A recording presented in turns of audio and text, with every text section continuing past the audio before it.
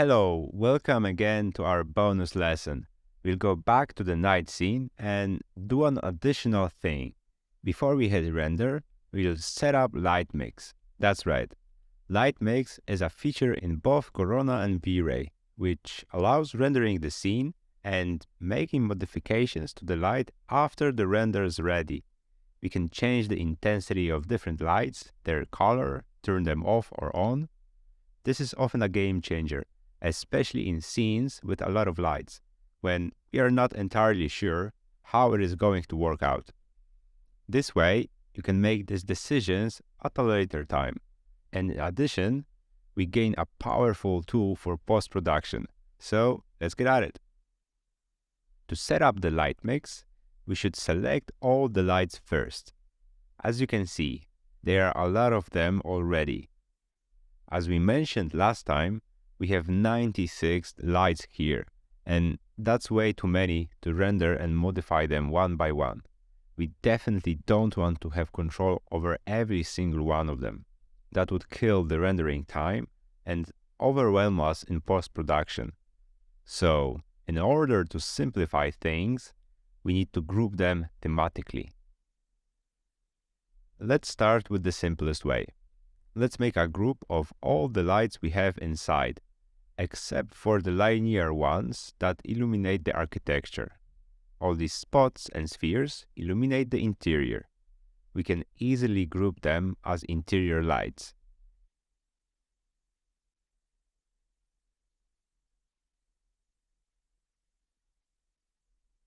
And that's the first group. Next, let's group the lights that are behind the building. Let's call them relight back. The same goes for relight on the front.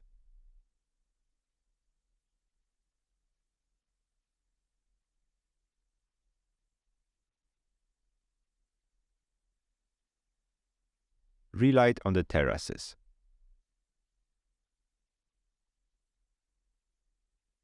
We can think about grouping these lights in the same manner we did when we were inserting them. They function as a group over a specific area in a way. I added the light here, so let's do it again. Here we can add the architectural lights.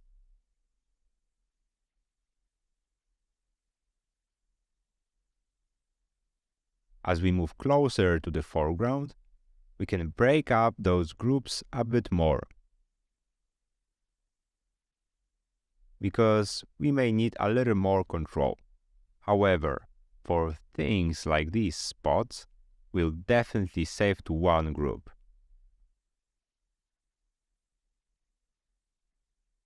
Another spot illuminating the tree.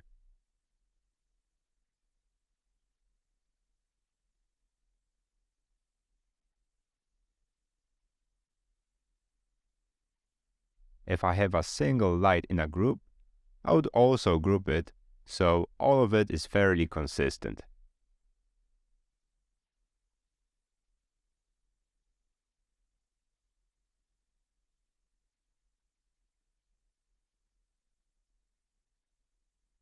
I think I have one left on the terrace that I forgot to add.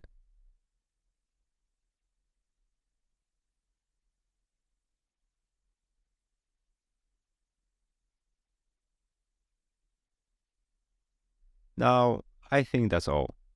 We have 14 groups. It seems okay to me. I try to keep it under 20 groups in my daily work. I think it's easier to catch up with it all this way.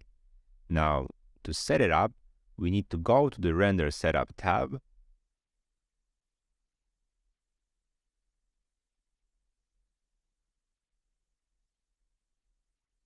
go to Scene Environment, and turn on Multiple Maps Light Mix.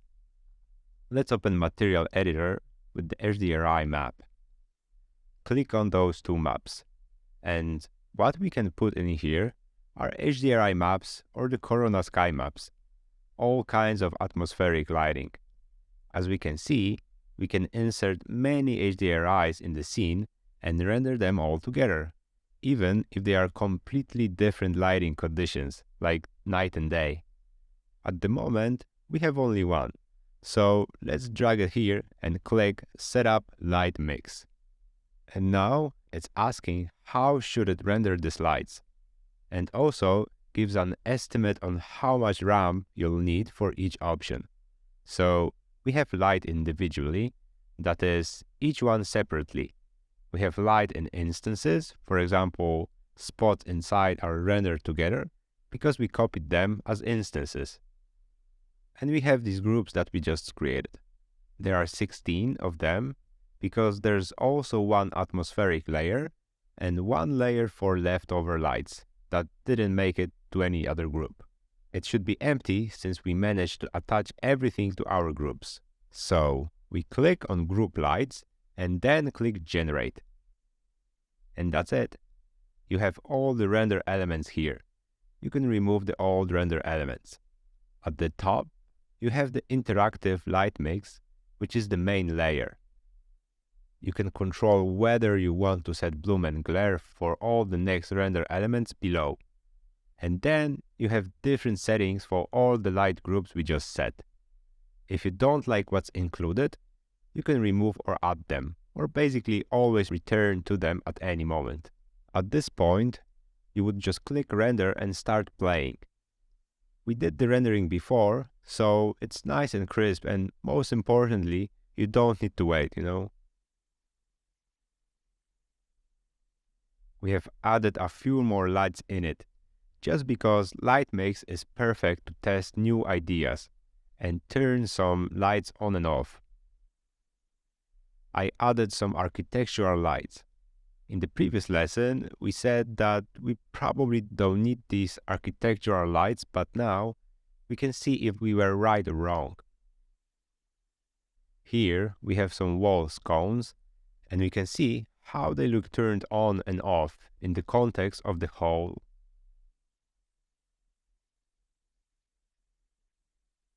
I think they are distracting us from the main topic, so I'll turn them off.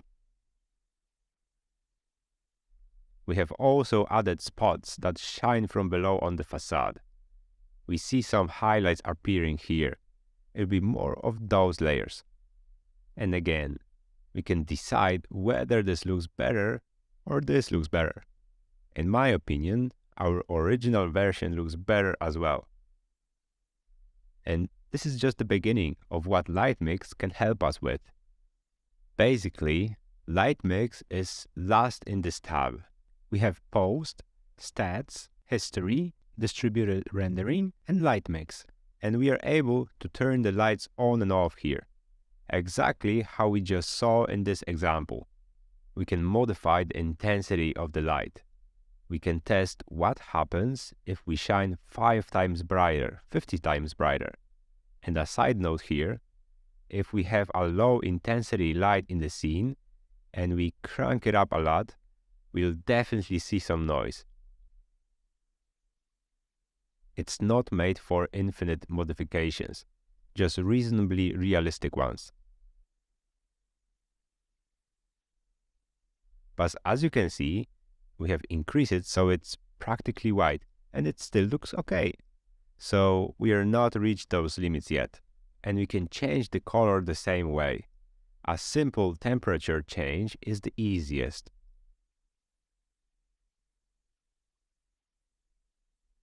We can change this light to be very warm or very cold and check how it behaves. Remember that the temperature here is added to the light color in the scene. So if the light was warm and we add some coldness here, the result won't be as cold as you have imagined. In those cases, we might need to push the colors a little bit further. But in general, we can go pretty far with these changes and look for a happy accident with some, funky colors.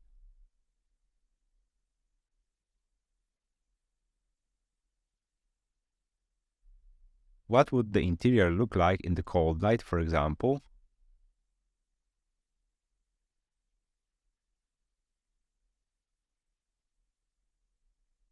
As you can see, the change is not quite drastic. We have warm materials in the interior, which, like it or not, make the light warmer.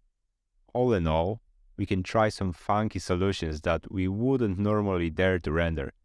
But with Lightmix, we can basically go for everything, and maybe some happy accident will happen, and we'll find a new style for our render. So, besides changing the colors and intensity, Lightmix is an additional tool for post-production. We are able to save additional Lightmix elements and use them later. We can save all the layers one by one, as they were, and modify them in Photoshop. So first, of course, you need to click Save All and name it whatever you want. We have saved all of them, even though some of them are turned off. Also, if we have modified these separate layers in any way, they will be saved without these modifications. The main interactive element will look like you wanted. The changes are not updating the separate layers themselves. So back to Photoshop again. We have the Lightmix layers saved, all the layers separately as well. Let's drop them in here.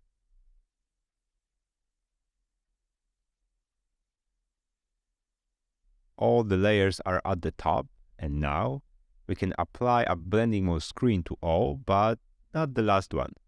And we'll hide those few layers that we don't need, like those scones and the lighting on the building.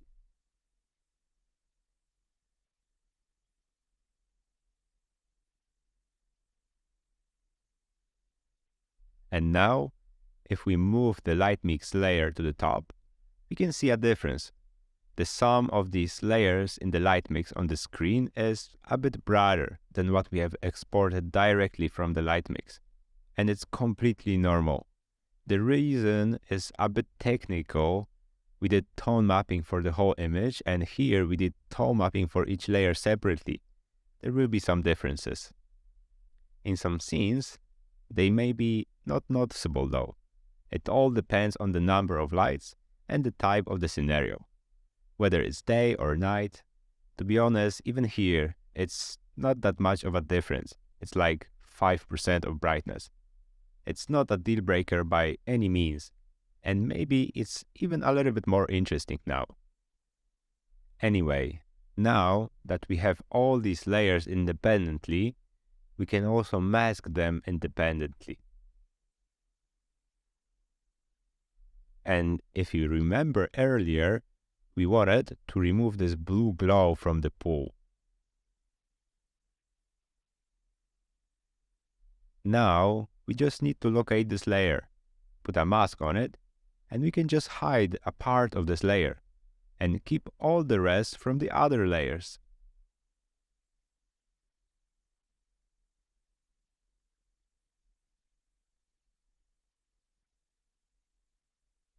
The same goes for this leaf. It shines way too much, so we can just locate it as a layer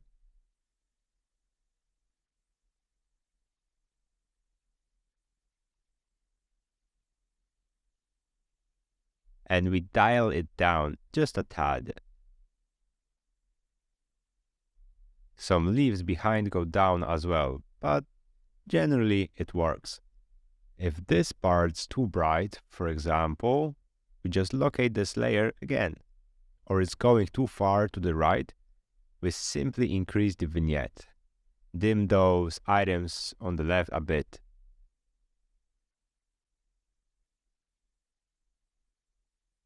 This transition is not very fortunate. I should use a better brush, but you get the gist. This way, we can modify it easily. And just like we did before, we can add a curve directly on the layer and modify the type of light or its intensity.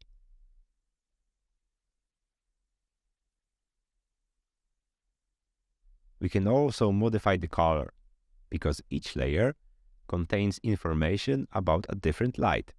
Simple as that. So if I put a solid color,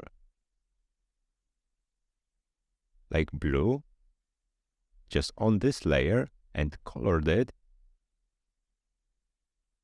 we would tint this light and make it cooler. Like I said, there's lots of opportunity here to work with. And because the blending is not perfect, it's not 100% successful every time.